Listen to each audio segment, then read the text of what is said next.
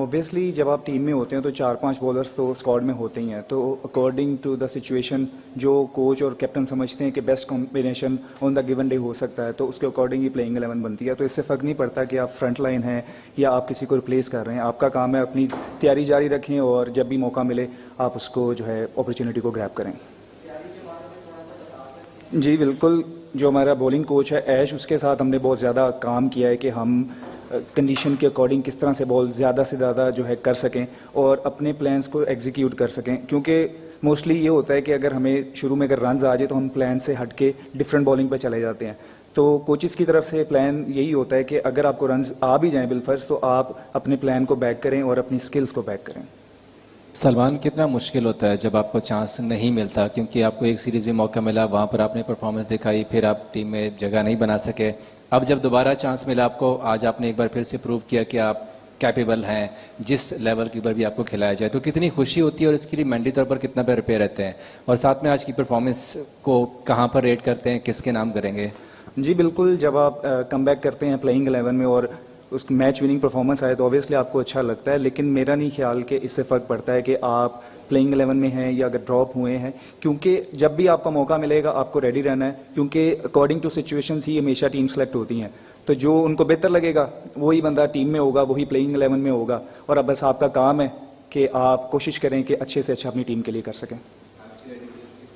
मैं अपनी वालदा को, क्योंकि मुझे लगता है कि सब उन्हीं की दुआएं हैं, उनकी वजह से इस तरह की परफॉर्मेंसेज जो हैं वो हो पा रही हैं।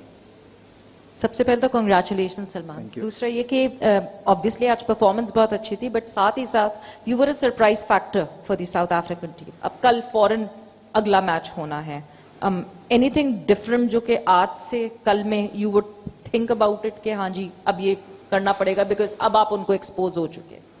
नहीं, एक्सपोज तो ऐसा मैं नहीं कहूँगा, क्योंकि अब जब कल आएंगे किस तरह का विकेट का बिहेवियर होगा, किस तरह से मैच की सिचुएशन होगी, उसके अकॉर्डिंग ही सब कुछ हो सकता है। आपका प्लान ए भी होता है, अगर वो वर्क नहीं करता तो आपने उसके अगेंस्ट भी कुछ प्लान्स आपके रेडी होते हैं, तो वो गिवन डे पे ही पता चल सकता है कि हम उस दिन क्या करते हैं। सलमान भाई, पहला मैच क्योंकि हम हारे थे और दूसरे मैच में थोड़ा क्या प्रेशर भी था, और शाहीन को रिप्लेस करना? मेरे ख्याल से कोई प्रेशर नहीं होता कि अगर आप किसी को रिप्लेस करें, क्योंकि जब आप एक टीम का हिस्सा हैं तो कभी भी कोई इन हो सकता है, कोई आउट हो सकता है। तो बात मेरी बार बार एक ही है कि बस आप अपने आप को रेडी रखें, अपनी तैयारी जारी रखें, जब भी मौका मिले उस अपॉर्चुनिटी को ग्रैब करें।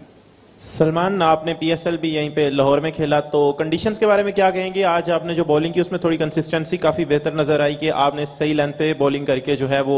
आउट किया, तो सेम वो उसी तरह लगा जैसे शाहीन स्टार्ट में आए थे तो वो लेंथ बॉलिंग करके अंदर लाते थे, या आमिर। तो आपको कंडीशंस पीएसएल से लेकर अब तक लाहौर की कैसी लगी?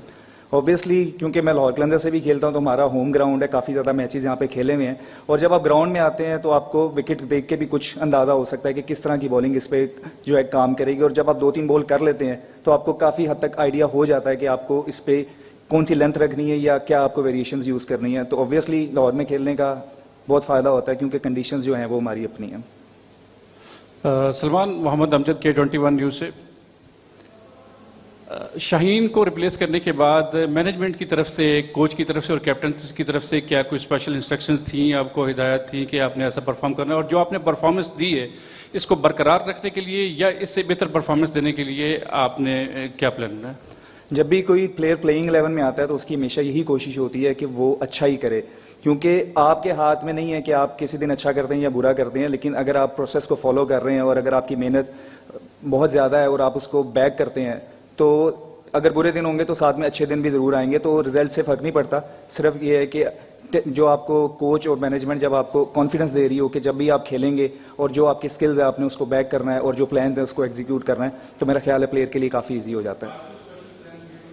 स्पेशल प्लान यही होता है कि स्टम्प्स में रहें, और अगर हमें कंडीशंस अलाउ करती हैं कि हम ज़्यादा तेज़ बॉलिंग करें और वेरिएशंस कम करें तो उसकी तरफ जाएं, और अगर कोई विकेट होल्ड कर रहा है, जिस तरह आज विकेट में बॉल होल्ड हो रहा था और स्पिन भी हो रहा था, तो ऑब्वियसली आपको एज अ बॉलर इस चीज़ों को असेस करना होता है और according to the situation bowling करनी होती है। सलमान, एक मैच में एक ऐसा वक्त भी आया था जब आपने कैच छोड़ा और अगली बॉल पर आपसे मिस फील्डिंग भी हुई, चौका हुआ, तो क्या प्रेशर आया था? प्रेशर ऐसा थोड़ा बहुत तो ऑब्वियसली जब आप मिसफील्ड करें और कैच भी ड्रॉप हो एट द मोमेंट तो प्रेशर होता ही है, लेकिन अगर आप उस मोमेंट में रहेंगे तो नेक्स्ट उससे भी बुरा होगा। तो बेहतर यही होता है कि अगर कोई चीज़ बुरी हुई है आप नेक्स्ट मोमेंट में उससे बेहतर करें ताकि उसको कवर अप कर सकें और टीम का जो है कॉन्फिडेंस जो है बूस्टअप हो सके।